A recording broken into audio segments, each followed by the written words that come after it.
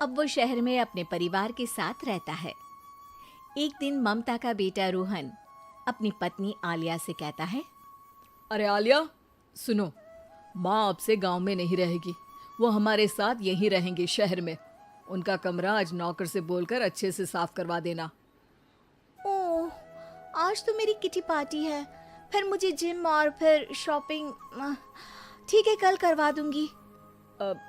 अच्छा, लेकिन माँ के सामने ये कपड़े नहीं चलेंगे। हाँ, तुम्हें साड़ी या सूट पहनना होगा।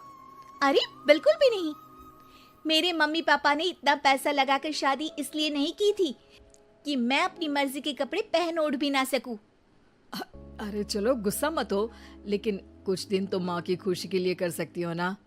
लेकिन आलिया मानती नहीं। माँ आती है सिंपल सी साड़ी, झोला और चप्पल पहनकर। अरे रोहन, मैं इनके साथ कैसे रहूंगी? मेरी फ्रेंड्स क्या कहेंगी? ये तो पूरी गंवार लग रही है। आलिया, माँ गांव में रहती थी इसलिए ऐसी हैं। तुम आज ही माँ के साथ जाकर उनकी पसंद की शॉपिंग करवा देना।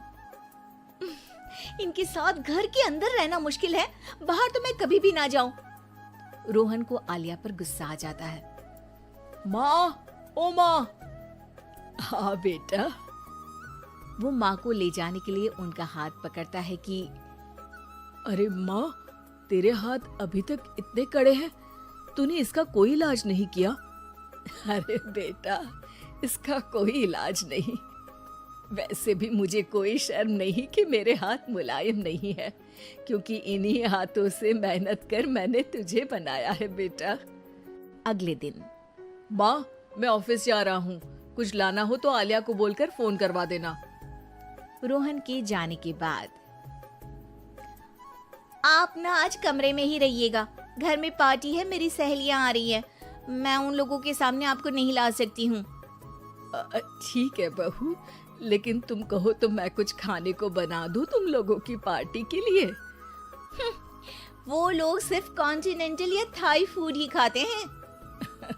कोई बात नहीं, कभी इंडियन खिलाने वाला कोई मिला नहीं होगा ना। मैं बनाकर कमरे में चली जाऊंगी। जैसे आपकी मर्जी।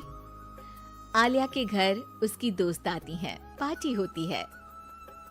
अरे वाह आलिया, ये क्या है खाने में? बड़ा ही स्वादिष्ट है यार, इसकी रेसिपी मुझे चाहिए। हाँ, और ये दाल, ओ माय गॉड, मैंने तो किसी 5 स्टार में भी ऐसी दाल नहीं खाई है यार। तू कुक को यहाँ बुलाना। अब आलिया घबरा जाती है। हाँ हाँ, क्यों नहीं, माँ जी जरा बाहर आइए। आलिया की सास सिंपल सी साड़ी और गांव के अंदाज में आती है। अरे बहू, क्या हुआ? खाना पसंद नहीं आया क्या? बहू? अरे ये गांव से दिखने वाली औरत तुम्हें बहू क्यों बोल रही है? कौन है ये? वो हमारी नई नौकरानी है। सास बहू की बात सुनकर बहुत दुखी हो जाती है। वो सर झुकाकर जा ही रही होती है कि एक सहेली बोल पड़ती है। अरे कहाँ जा रही हैं माँ जी? वो उठकर उनके पैर छूती है। जीती रहो बेटा। क्या है ना, आपकी शक्ल बिल्कुल मेरी माँ जैसी है। पता है आलिया, मैं शहर पढ़ने आई और फिर शहरी हो गई, लेकिन मेरे माँ पापा तो आज भी गांव में रहते हैं, बिल्कुल इनके जैसे ही हैं। आप यहाँ बैठिए ना आंटी, आप सच में बड़ी खूबसूरत हैं और आपके हाथ का खाना तो लाजवाब है। काश ये मेरी सास होती। सभी सहेलियां सास को घेर कर बैठ जाती हैं और उनसे खाने की रेसिपी पूछ रही होती है कि तभी घर की बेल बजती है और रोहन आता है।